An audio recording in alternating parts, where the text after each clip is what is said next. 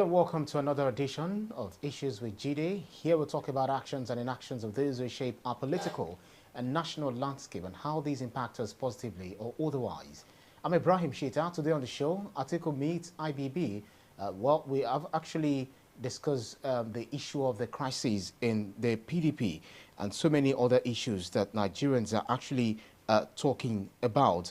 First of the issues is Nnamdi Kanu sues NIA DG over role in his torture detention in Kenya and demands 20 billion naira compensation as Tinubu vows to negotiate with Southeast agitators. And also on the show, Zamfara Bandits demand 60 million naira peace deal levy. And 2023 fears of electoral violence grow. I have joining me via Zoom, the maestro himself, all the way from Lagos State, and he's somewhere celebrating one of his own. BKO, thanks so much for joining us on the program today. Thanks. We are happy here.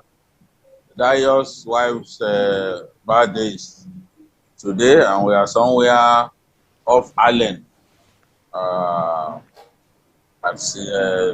Misola, Misola Street, celebrating the 40th birthday of the wife of one of our own at TVC, Dio, of the lighting department. Amazing. So it's a happy day.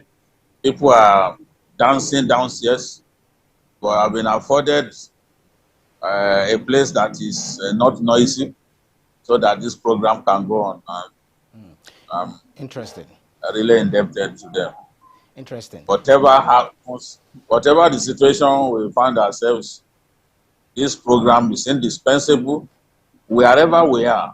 Whether I'm under the rock or not, I have to keep a date with this program. I've never missed it for one day, and I do not pray that that day will come when I will miss this program. Amen. Amen. All right, so Vicky, let's delve into the issues. Nnamdi Kanu has actually sued the NIA boss, the DG, over the role in his torture detention in Kenya. So he described it.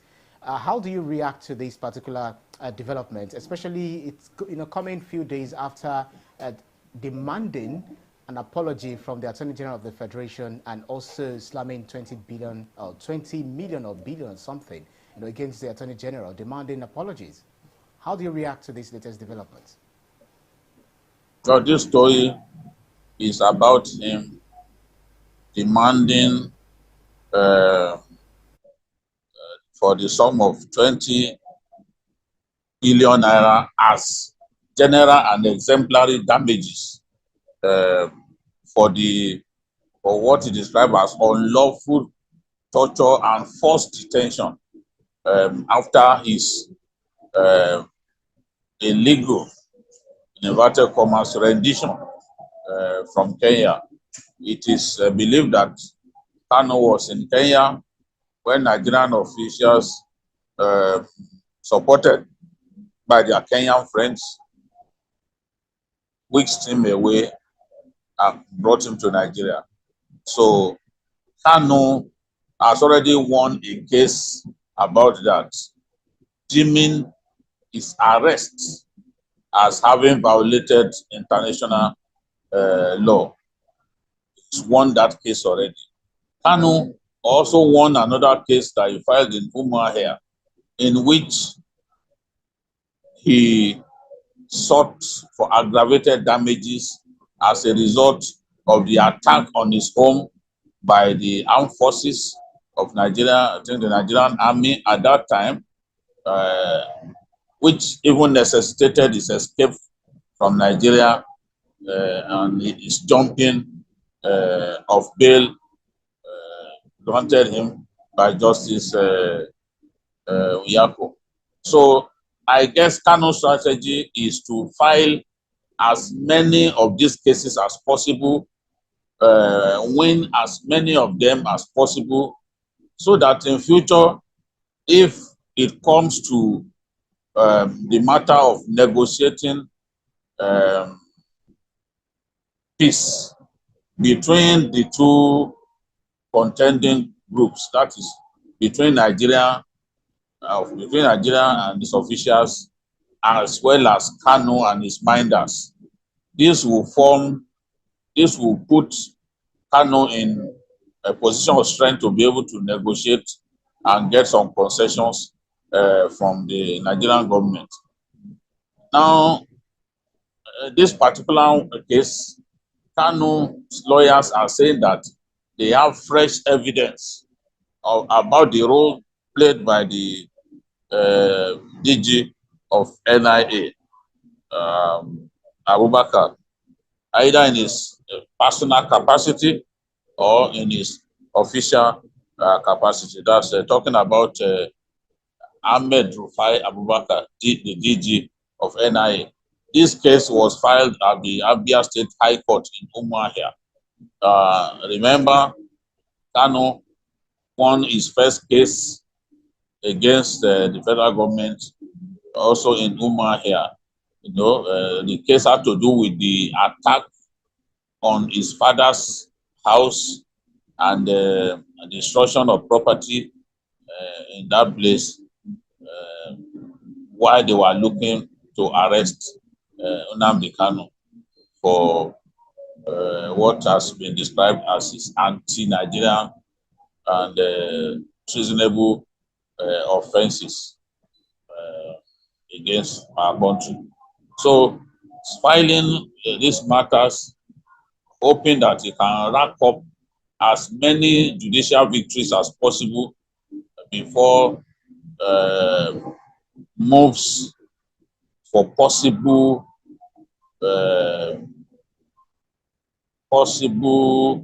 resolution of this matter through dialogue begins. It's not every matter that you can decide through the courts, especially this kind of matter that has cost people their businesses, has cost people their lives. No one can deny that the detention of Nnamdi Kanu worsened insecurity in the southeast. Yes, Kanu's agitation for a Biafran nation has worsened violence in the southeast. But you can also not deny that his eventual detention after being picked up by Nigerian officials in a Gestapo manner in Kenya has also worsened insecurity in the southeast. Many people have been kidnapped, many people have lost their lives, businesses have suffered as a result. And I still believe that somehow, this matter would be resolved through dialogue, through compromise. We've seen this sort of thing happen in the past, not just in our country, but outside it. It's not every matter that you can resolve militarily. It's not every matter that you can resolve through the courts. Some matters are better resolved through the use of dialogue, fence mending, and appeal to the sensibilities of the warring parties. It often always ends at the round table, because for our people, they suffered enough, and whatever sacrifice can be made, whatever concession can be made to put an end to the nonsense, to the senseless killings in the southeast, senseless killing of our servicemen, senseless killing of our policemen, senseless killing of our innocent people, just for the fact that they wanted to register to vote in the upcoming elections. Have to stop. These killings have to stop. So my own argument is, don't rule anything out, don't rule anything in. As you can see, Kanu and his lawyers are pursuing legal means to secure his freedom. And this is just one of the steps that they've taken in recent times. They want a letter of apology as well to be published in the Guardian and in the Sun by the NIADG for the manner in which He was brought into Nigeria from Kenya without going through an extradition trial, and then his detention and torture in the hands of Nigerian officials. So Kanu is racking up these court cases, and he has succeeded on a few occasions. He wants to continue to win as many court cases as he can. Well, BK, looking at what the candidate of the APC, Asiwaju Bola Ahmed Tinubu, said when he went to the Northeast, he actually, pledged to negotiate with the agitators, all the agitators in the Southeast, and then I'm not exactly sure whether all, candidates or precisely presidential candidates have actually made this same pledge. But then, what impact do you think this will make for these agitators? Well, a good number of them will look at what Asiwaju has said and tell themselves that, wow, this looks really promising. Everyone gets weary about war at some point. There are times when you go to war believing that you can win after a few hours. Israel got into a war with the Arab world that lasted only 6 days, in 1967. Putin went into a senseless war against Ukraine, believing that he could get the job done within 1 week. They've been there since March, and he has not been able to get the job done. He's losing soldiers every day, and the war goes on. Nobody knows for how long that war will last. What we want to see is for peace to return fully to the Southwest. Asiwaju Bola Ahmed Tinubu said he is going to galvanize commerce and enterprise in the Southeast. Asiwaju is a businessman, and I'm not surprised. He knows how much we are losing as a result of insecurity in the Southeast. Many people who used to open their containers in Odisha and some cities of the Southeast have since relocated to neighboring states like Akwa Ibom, like Cross River State, and of course Delta State. So he knows that this matter requires the injection of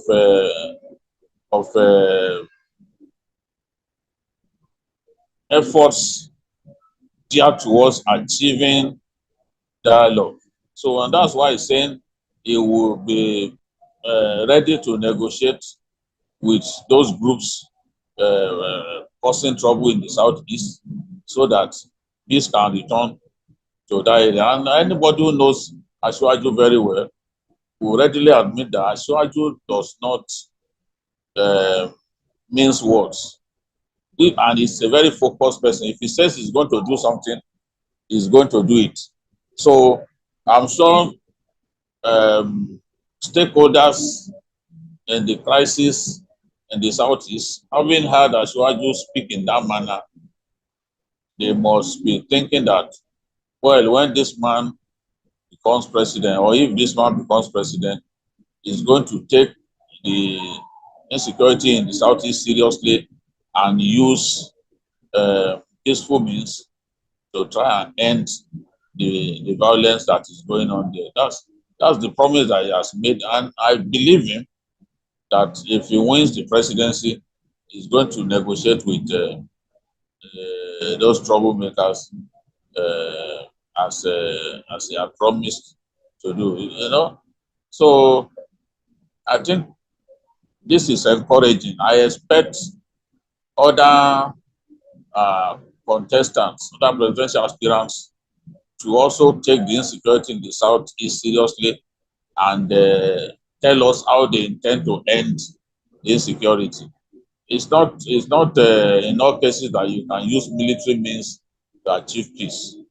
People still have to agree amongst themselves that the bloodletting has to end.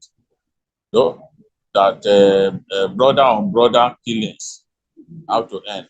And Asiwaju can actually bring it to a close by agreeing to meet with the people concerned. After all, when we had so much insecurity in the Niger Delta area, the Yar'Adua administration came up with an amnesty program, and the sabotaging of Nigeria's oil installation stopped immediately.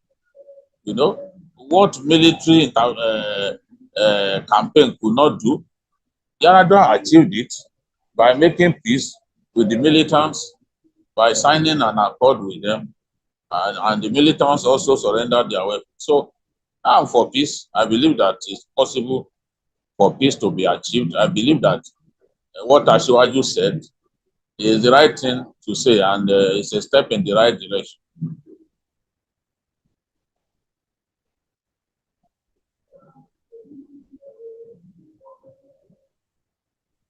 All right, Bikio, let's change tack by looking at our second topic, where the bandits are actually, some in Zamfara state are actually telling the people that they should pay, they've actually thrown them into some sort of panic, asking them that they should pay a certain amount of money, I think 60 million naira or thereabouts, before they are able to farm.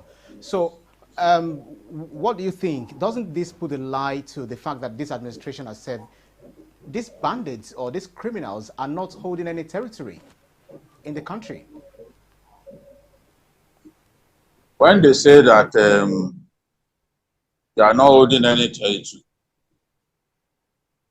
the people believe such stories are people who are not knowledgeable about this whole insecurity, either in the north central or in the northeast, or even in the northwest. Those who are saying bandits or Boko Haram do not hold any territory in Nigeria, most of them will not dare go near Buhari in Kaduna State. Those saying so will not move near the Tumbus, the islands of Lake Chad, where ISWAP for so long had established its headquarters.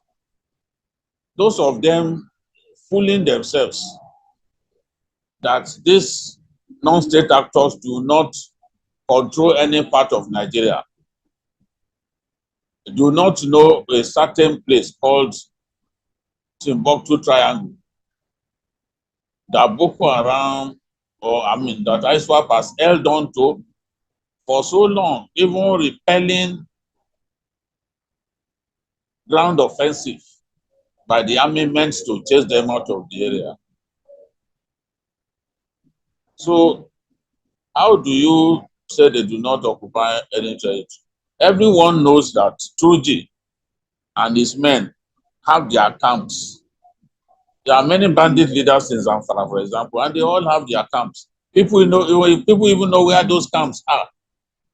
I have personally talked about some of the bandit camps and where they are located. Everyone knows that I go to do these interviews. I've interviewed repentant bandits before, interviewed bandits in Zamfara State. I know that they have their own camps. So saying they don't occupy any territory is a lie from the pit of hell. And I'm sure that even some of the people saying that know in their hearts that they are deceiving themselves. When Boko Haram surrenders, when Boko Haram men and women surrender, the question is, where were they before? Did they not come from their own strongholds? Because they surrender on their own. It's not as if we went to meet them in their camps and forced them to surrender. They left their camp. So the places where they were, who was in control of those places? It is impossible for terrorists to plan attacks if they don't have a base where they can sit down, coordinate attacks and all that. So let's forget about the lies that people tell without shame, that Boko Haram or ISWAP or bandits do not control an inch of Nigeria. It's an absolutely stupid lie to tell, honestly, because it's extremely ridiculous to tell such bare-faced lies. You know? So what we are seeing now is evidence that even when bandits tell you that, oh, they will stop killing people.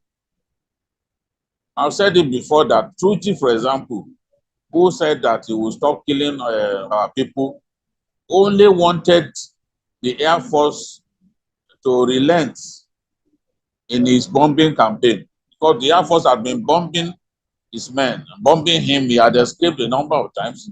So when he offered to stop attacking our people, he said that so that we will be lured into believing that he was ready for peace, and then we will stop bombing him.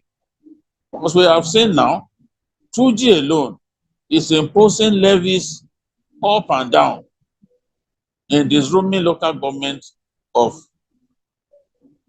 Zamfara State. And each community pays a certain levy before they can have access to their farms, before they can even have peace in their communities, before they can rest their heads in their communities and go to bed. So they imposed a compensation levy of 20 million on Kanwa community, but they imposed 20 million on Jaya, 17 million on Moriki, 20 million on Kwangwami, 6 million on Kwangwami, Moriki 20 million, Kwangwami 6.5 million, and then Jaya 17 million. You know, so the people know that in the harvest season, they need to go to work. If you've worked for months planting, and at the time of harvest, bandits move in and say, before you can have access to your farm, you must pay also amount of money. People would rather pay such money so that they can have peace in their communities, they can access their farms so that they don't starve to death.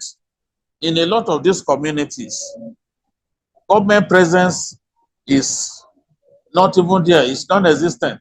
So the people have to defend themselves, provide their own needs, and where the armed forces have not been able to put an end to the threats that terrorists like bandits like Turji constitute, the people have to now negotiate with the terrorists so that their lives, they will feel secure in their communities. But this is what is happening. I have said that we have to take the war against banditry more seriously. Now, Absolutely. we can see why. Because these guys are still terrorizing our people. They are still killing our people. I was reading about 19 people killed. 19 in Zamfara State this week. 19. And they're now saying, oh, you must pay a levy. If you don't pay a levy, then you are in trouble. In fact, Truji is known to have installed his own district heads in communities that are under his control. He imposed his own district heads on the people. And part of the responsibility of the district head is to coordinate collection of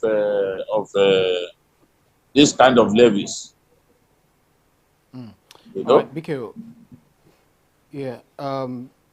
Fabian Akeze says, despite the attack by the armed forces of Nigeria, the bandits keep on getting stronger and bolder, and the AGF has refused to release the names of the sponsors. Security chiefs must be prosecuted. Evans says, he's asking a question. As Nigeria as a country repealed death penalty, what is the punishment for killing or possession of arms? Very quickly. Of course, the death penalty is still there, but even when we sentence people to death, they are hardly put to death. Governors refuse to sign death warrants. The executioners, the tribe of executioners is getting leaner and leaner. Some of our gaols, where some of our execution chambers are said to lack, some of our prisons are said to lack the equipment that can actually put these people to death by hanging, So sometimes you have to transfer a prisoner to another prison that has the facility to actually put someone to death. So we have all kinds of problems. Governors are reluctant to sign this death warrant. Governors can order their thugs to kill politicians, to kill rival politicians, to kill thugs of rival politicians. But to sign the death warrant of people who have gone through trial and have been sentenced to death, they find it extremely difficult to do. We have a bunch of cowards as governors. Because if you cannot sign a death warrant, then you are not man enough to be a governor. I've seen death warrants signed by governors in other places. How governors think their job is just to sit there and collect allocation and set aside whatever they like as security votes that do not get audited. But some of their responsibilities, they are found wanting in the discharge of some of their responsibilities. Why are we not taking the lives of people who have passed through the crucible of judicial trial and have been sentenced to death? We are not setting the right example. That's why people will do what they like and believe that in the end they will not take their life. If we don't want death penalty again,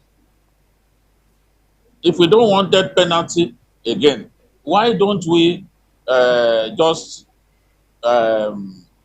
change our laws, amend our laws, and go for life imprisonment? Yeah, So if it's life imprisonment we want to go for, let's go for life imprisonment. But a situation in which people are sentenced to death and governors will refuse to sign the death warrant so that these people can go and meet their maker is something that is unacceptable. Right, because of our time, let's quickly change tack by going to our very last issue for today. There have been many concerns about the repetition of incidents of verbal and physical attacks among politicians, and by extension, their supporters are engaging in verbal attacks on their opponents and culminating in physical violence against one another. What worries you the most about these coming elections? Some are saying that the fact that we have the presidential candidate signing peace accord, then we should have the supporters too signing the peace accord. So how many supporters are you going to pull aside to say, oh yeah, come and sign the peace accord? Is a desirable thing to sign the peace accord, but how many of our people can you commit to peace accords? It's just it's only a few people that you can actually commit to a peace accord. Only a few people, you can only make a few people sign such a peace accord. You cannot, politicians can do it, there are not many, but we are dealing with millions and millions of people who are fanatically loyal to politicians, who will take a life because of a politician. And it makes no sense. It makes no sense for people to be taking the lives of fellow Nigerians because of politicians. I am worried for this election. I think our politicians are becoming more and more desperate. Some of them think that this is the last opportunity for them to win an election. And because they think this is the last opportunity for them to win an election, they want to win this one by all means possible. We are seeing governors refusing to allow people to use campaign venues. Governors too are becoming more and more intolerant of opposition. And the language that these politicians who should know better, the language that they are using against one another can only push their supporters to resort to violence. I was watching a TV station the other day, and the kind of language that that fellow was using, I even thought that the anchor of the program would restrain him. The way he was describing another presidential candidate is absolutely the definition of hate speech. But the anchor, for reasons best known to him, allowed him to go on and on, just having a go at this politician with intemperate language. We have also seen politicians attacking, thugs hired by politicians, attacking campaign venues of other politicians. This is absolutely reckless and makes no sense. Then, of course, what happened in Osun State and Ogun State the other day, where thugs went to burn INEC facilities in which beavers machines as well as uncollected PVCs, about 65,000 uncollected PVCs were destroyed. Also made my blood to boil. Because if this kind of attack is sustained, you can imagine if they were to go to a place like Kano to destroy INEC facilities, you can imagine how many beavers machines could be destroyed in the process. That could compromise the conduct of the election, because the election is just about 90 days away. So there are some equipment, some critical equipment that we cannot allow to be destroyed at this time, so close to the election. So Nigerian politicians must realize that it does not take so long to set the country ablaze. And we don't want Nigeria to be set ablaze. But these politicians have to talk to themselves. A lot of them are downright irresponsible.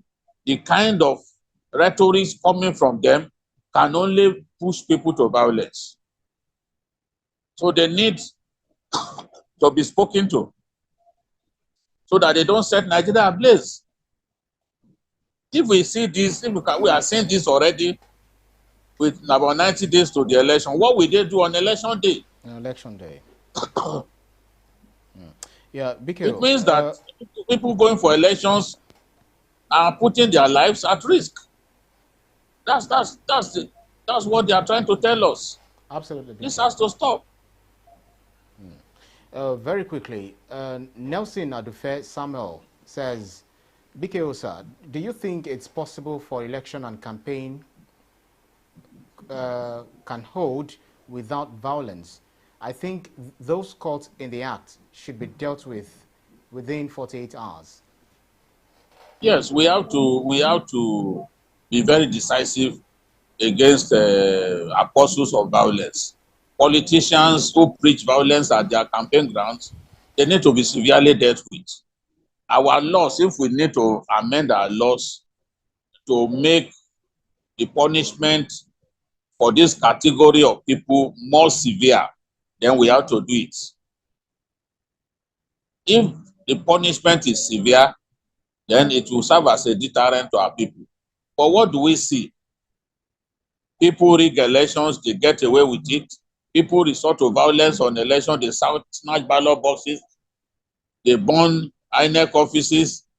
We don't arrest them, we don't catch them. So, of course, they would think that there's nothing wrong in resorting to violence. We have to punish bad behavior. We have to find a way to ensure that these undesirable elements do not get away with the recklessness that they demonstrate. We must make sure that they don't get away with the violent combustions that they are creating all over the place. It is when people can see that they will not escape punishment after committing certain crimes. That is when those people will sit up and decide to behave like normal human beings. Otherwise, a lot of our people will continue to behave in an animalistic manner because they think that nothing will happen. They think that nobody will do anything to them. They can bribe the police, they can bribe the soldiers, and whatever they do, whoever they kill, they get away with it.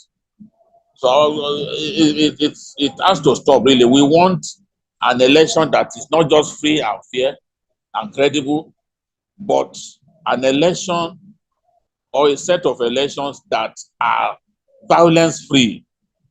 We don't hear about people killing one another over elections in the UK.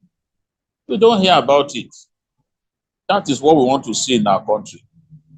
And I know that we'll get there someday. But everybody must play his own part in ensuring that we get to that Nigeria of our dream.